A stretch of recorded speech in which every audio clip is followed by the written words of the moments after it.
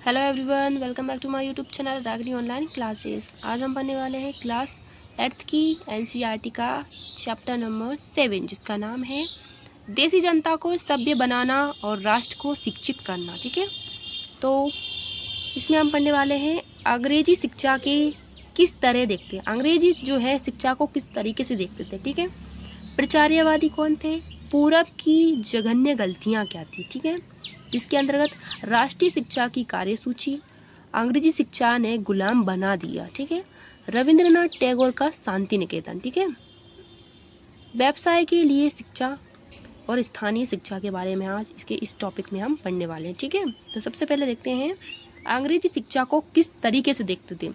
तो अंग्रेजों का सांस्कृतिक मिशन था। अंग्रेजों का सांस्कृतिक मिशन क्या था कि वह किस तरह हमारे शिक्षा साहित्य को प्रभावित करे। उनका एक ही लक्ष्य था कि वो किस तरीके से हमारी जो शिक्षा है, हमारा जो साहित्य है, उसको प्रभावित करे।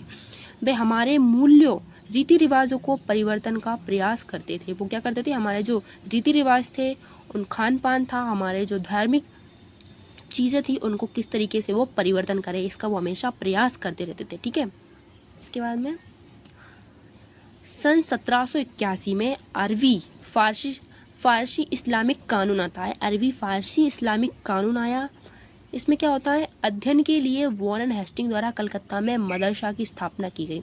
तो वॉरेन हेस्टिंग ने क्या किया, कलकत्ता में मदरसा की स्थापना की। ठीक है, 1791 में बनारस हिंदू कॉलेज की स्थापना होती है। कब, सन 1781 में बनारस में हिंदू कॉलेज की क्या होती है, स्थापना होती है।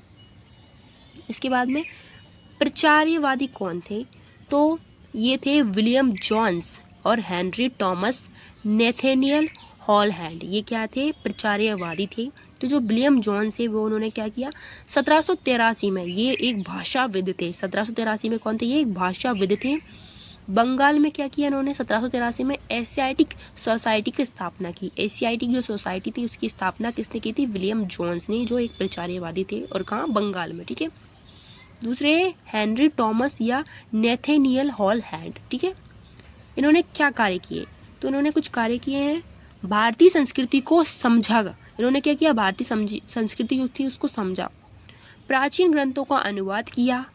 पश्चिमी ज्ञान की जगह भारतीय ज्ञान को प्रोत्साहन दिया। इन्होंने क्या किया, जो पश्चिमी ज्ञान है उसके स्थान पर भारतीय ज्ञान को ही प्रोत्साहित किया। ठीक है, ऐसे कार्य इन्होंने किए थे। ठीक है, अब जो है प्रचार्यवादी, जो प्राचीन शिक्षा को प्रोत्साहन दे रहा हो, जिनका मानना है कि जो भारत की प्राचीन शिक्षा है उनको आगे बढ़ाओ, इस तरीके के लोगों को बोलते हैं प्रचार्यवादी। इसके बाद में आंग्लवादी, ये कौन थे, मैकाले थे। ये किसके थे, इंग्लिश एजुकेशन के समर्थक थे। जो मैकाले थे वो ब्रिटिश शिक्षा के समर्थक थे। इनका मानना था कि पश्चिमी ज्ञान भारतीयों को आगे ले जा सकता है, लेकिन जो प्रचार्यवादी जो थे उन्होंने क्या कहा कि भारतीय ज्ञान ही भारत को आगे ले जा सकता है। ठीक है, पूर्व की जघन्य गलतियां क्या थी। सबसे पहला तो 19वीं सदी में अंग्रेजी अफसर शिक्षा के प्रचार्यवादी दृष्टिकोण की आलोचना करने लगे। इन्होंने क्या किया, प्रचार्यवादी दृष्टिकोण की आलोचना की, किसने, अंग्रेजों ने। 19वीं सदी का समाज का जो पूर्वी समाज था उसका ज्ञान जो था त्रुटिपूर्ण और अवैज्ञानिक था। ठीक है, पूर्वी समाज का जो ज्ञान था वो कैसा था, त्रुटिपूर्ण और अवैज्ञानिक था। वो जैसा भारत के बारे में सोच रहे थे वो गलत सोच रहे थे। प्रचार्यवादों पर हमला करने वालों में जेम्स मिल प्रमुख थे। जो प्रचार्यवादी लोग थे जो भारत के हित में बोल रहे थे, उनमें से सबसे ज़्यादा जिनके बारे में आलोचना की उनमें से प्रमुख थे जेम्स मिल। ठीक है, फिर आता है 1830 में थॉमस बेबिंगटन मैकाले। ये कौन है, थॉमस बेबिंगटन मैकाले। इन्होंने क्या किया, तो ये एक अच्छे यूरोपीय पुस्तकालय का केवल एक खाना ही भारत और अरबी के समूचे देसी साहित्य के बराबर है। इन्होंने ऐसा कहा था कि जो यूरोप का एक पुस्तकालय है, एक लाइब्रेरी है, वो पूरे भारत के अरबी और समूचे और के जो साहित्य है उसके बराबर है, ऐसा इन्होंने कहा था। ठीक है, इन्होंने क्या कहा, इन्होंने कहा ये भारत को असभ्य मानते हैं, इनके तरीके से भारत कैसा असभ्य है। ठीक है, अंग्रेजी भाषा सिखाने पर इन्होंने जोर दिया है। मैकाले के मिनट्स के आधार पर 1835 का आधे अंग्रेजों का शिक्षा अधिनियम पारित किया गया।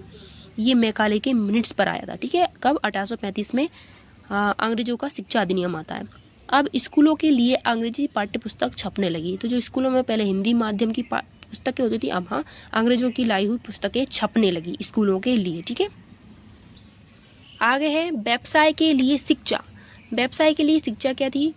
तो EIC ईस्ट इंडिया कंपनी में कोर्ट ऑफ डायरेक्टर्स ने भारतीय गवर्नर जनरल को नोट भेजा। तो जो कोर्ट ऑफ डायरेक्टर्स थे उन्होंने भारतीय गवर्नर जनरल को क्या भेजा? एक नोटिस भेजा। 1854 में चार्ल्स वुड डिस्पैच, इस दस्तावेज में शिक्षा नीति की रूपरेखा बनाई। ठीक है, इस दस्तावेज में उन्होंने क्या बनाई? शिक्षा जो नीति होगी उसकी रूपरेखा तैयार की।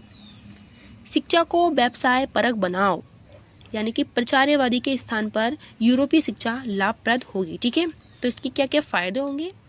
व्यावसायिक लाभ होगा, आर्थिक क्षेत्र बढ़ेगा, ऐसा इन्होंने कहा। नैतिक चरित्र का उत्पादन होगा, व्यापार और वाणिज्य का लाभ होगा।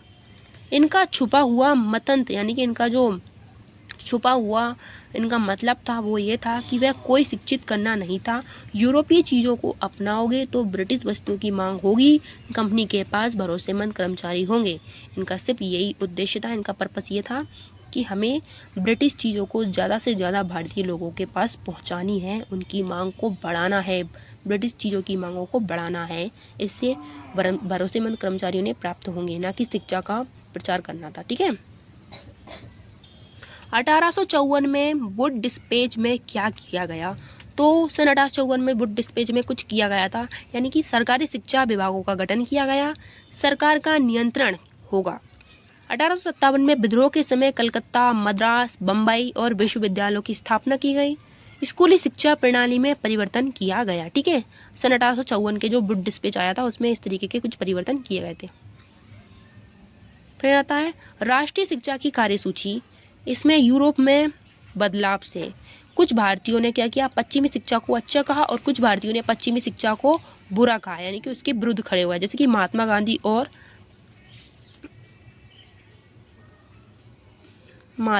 और RT, यानी कि 1830 के दशक में, 1830 का जो दशक था उस टाइम पे स्कॉटलैंड से आए ईसाई धर्म प्रचारक जिसका नाम था विलियम एड्स, उन्होंने क्या किया? बंगाल और बिहार के जिलों का दौरा किया।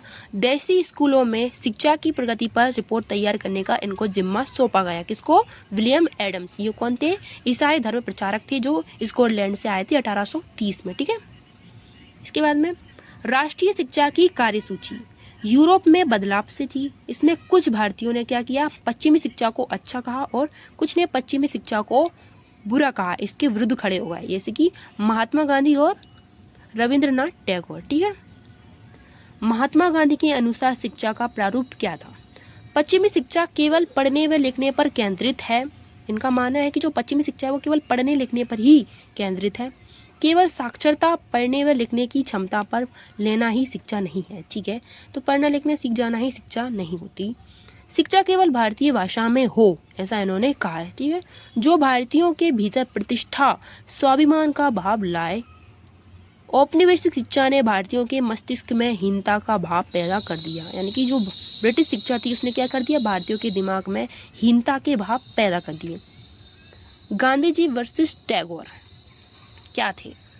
तो गांधी जी के बारे में, पश्चिमी सभ्यता मशीनी व प्रौद्योगिकी की है, ये कट्टर आलोचक थे। इन्होंने कहा कि पश्चिमी शिक्षा जो है मशीनी प्रौद्योगिकी है, इसके ये कट्टर आलोचक थे।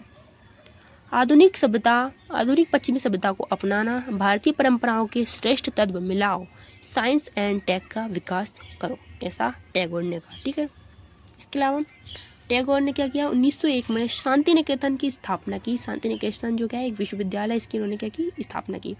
कलकत्ता में शिक्षा को बढ़ावा दिया, मुफ्त और रचनाशील बनाना। ठीक है, प्राकृतिक परिवेशों में शिक्षा मिलती है, ऐसा किसने कहा? रविंद्रनाथ टैगोर ने कहा। ठीक है, तो इनका जो 1901 में क्या किया उन्होंने? शांति निकेतन विद्यालय की स्थापना की। ठीक है, ये थी हमारी आज की क्लास। इसको मैं एक बार आपको पूरा का पूरा दिखा देती हूँ। ठीक है,